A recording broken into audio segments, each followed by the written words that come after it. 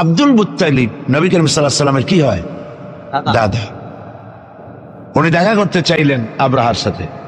Abraha permission দিলেন, তিনি ঢুকলেন, তাকে বসতে সম্মানের জায়গা দেওয়া হলো। কুরাইশদের নেতা তিনি। আব্রাহা বললেন, বলেন আপনি কি বলবেন? আব্দুল মুত্তালিব বললেন, আমি জানতে পেরেছি যে তোমার সৈন্যরা আমার জনগণের এবং আমার উট, দুম্বা, ভেড়া সমানে দখল করতেছে, জবাই করতেছে আর পাইকারি ধরে খাইতেছে। এগুলো সব ধরে নিয়ে আসছে। আমি তোমার কাছে এটা বলতে আসছি, তোমার সৈন্যদেরকে বলো আমাদের উট টুট যা ধরছে, ছাগল ভেড়া সব যেন ছেড়ে দেয়। আপনারা কই যে আশ্চর্য কথা, আমি মনে করেছিলাম যে তুমি কাবা শরীফ ভাঙতে আসছি আমি, আমারে অনুনয় বিনয় করে তুমি বলবা যে কাবা ঘর রক্ষা করো, তুমি ভাঙবো না। তা না কই তুমি তোমার গরু ছাগল উঠ বেড়ান, তোমার কাছে কি কাবার চাইতে উঠ বেড়া ছাগলের দাম বেশি? আব্দুল মুত্তালিব বললেন যে মোটেই না, ওইটার মূল্য আমাদের কাছে অনেক বেশি। তবে আমি ওইটার মালিক না, আমি উঠ ছাগল ভেড়ার মালিক, সেইটা আমি ছাড়াই নিতে আসছি। আর ঘরটা যার, আমি এই ঘর ধরে বলে আসছি, হে ঘরের মালিক, তুমি তোমার ঘর থেকে ঘরকে ঠেকাও। আল্লাহ পাক তখন ঘর ঠেকাই দিছিলেন, কারণ এই ঘর ঠেকাবার মতো কোনো লোক তখন ছিল না।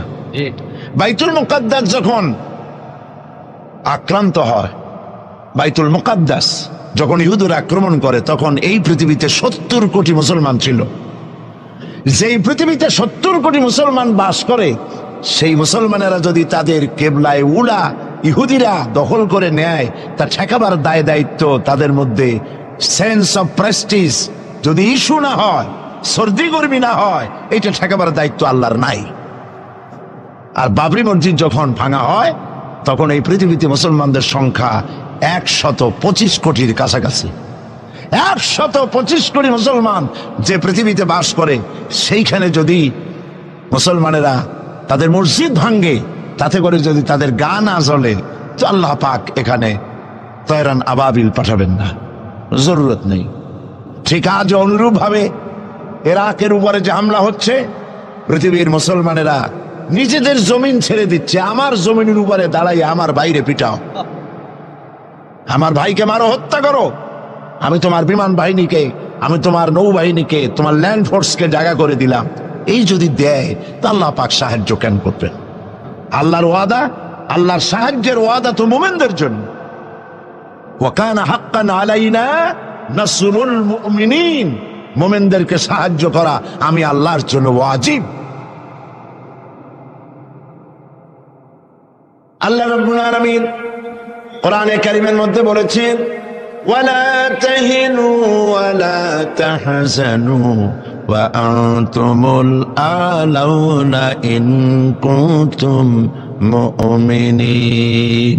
কোনো ভয় নাই, কোনো চিন্তা নাই, যদি মুমিন হও আমি আল্লাহ তোমাদেরকে বিজয় দান করব।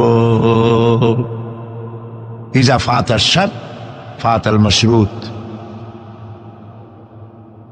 শর্ত যদি পালন করা না হয়, ওয়াদা পূরণ হবে না। শর্ত হচ্ছে মুমিন হও, আল্লাহ বলছেন আমি সাহায্য করব। আমরা কি মুমিন হইতে পারছি? জবাব চাই, মুমিন হইতে পারছি? নিজের বুকের কাছে হাত দেন, নিজের কলবের কাছে, নফসের কাছে প্রশ্ন করুন। আল্লাহ যে মুসলমান চান, রসুল যে মুসলমান চান, যে কোয়ালিটির, আমি কি সেই কোয়ালিটি, সেই রিকোয়ারমেন্ট আমি কি ফুলফিল করতে পেরেছি? মন থেকে একটা নেগেটিভ জবাব আসবে, মন বলবে না এখনো হইতে পারো নাই। দাড়ি, টুপি, জামা, হজ, নামাজ হয়তো সবই ঠিক আছে, নামাজ পড়তে পড়তে হয়তো কপালে দাগও লেগেছে, কিন্তু মুমিন হওয়ার জন্য যেটা প্রয়োজন ছিল সেটা এখনো হয় নাই। এই জন্য আমি মাঝে মধ্যে দুঃখ করে বলি, মরা মানুষ তো জিন্দা হইতে পারে না, ঠিক কিনা? কিন্তু কোন মরা মানুষ যদি জিন্দা হইতে পারতেন, এমন কোন সিস্টেম যদি থাকতো, আর একজন সাহাবী যদি জিন্দা হতে পারতেন, আর আমাদেরকে যদি দেখতেন, আমাদের আমালগুলি যদি দেখতেন, চিৎকার দিয়ে বলতেন আল্লাহর কসম, মুহাম্মদ সাল্লাল্লাহু আলাইহি ওয়াসাল্লাম রক্ত দিয়ে, সাহাবায়ে কেরাম জীবন দিয়ে যে মুসলমান তৈরি করে গেছিলেন, এরা সেই মুসলমান না। আমাদের ইসলাম শুধু মসজিদের মধ্যে, আমরা যে মুসলমান তার পরিচয় শুধু মসজিদের মধ্যে। মসজিদ থেকে বেরিয়ে যাওয়ার পর আমার আচরণ আর হিন্দুর আচরণ আর খ্রিস্টানের আচরণের মধ্যে, ইহুদির আচরণের মধ্যে কোনো পার্থক্য আছে কি? বরং আমি তো আরো বাড়িয়ে বলবো, এক ধাপ এগিয়ে, এই পৃথিবীতে যদি চ্যালেঞ্জ হয়, কম্পিটিশন হয়, পৃথিবীতে সব থেকে বেশি মিথ্যে কথা কারা বলে? জবাব রূঢ় হলো বাস্তব। জবাবটা হচ্ছে মুসলমানেরাই। ওজনে কম দেয় কারা বেশি? মুসলমান। খাদ্যে ভেজাল দেয় কারা বেশি? মুসলমান। তাহলে আল্লাহর রহমত আমরা কেন পাবো? এই জন্য কোরআনে কারীম যে উদ্দেশ্য এসেছিল, আমরা সেই উদ্দেশ্যকে পূরণ করতে পারি নাই। কোরআন শরীফ, সুবহানাল্লাহ, সুবহানাল্লাহ, কোরআন একটি বর্ণ মুহাম্মদ সাল্লাল্লাহু আলাইহি ওয়াসাল্লামের বানানো এর মধ্যে নাই। আল্লাহু আকবার। দেখেন না, কোরআন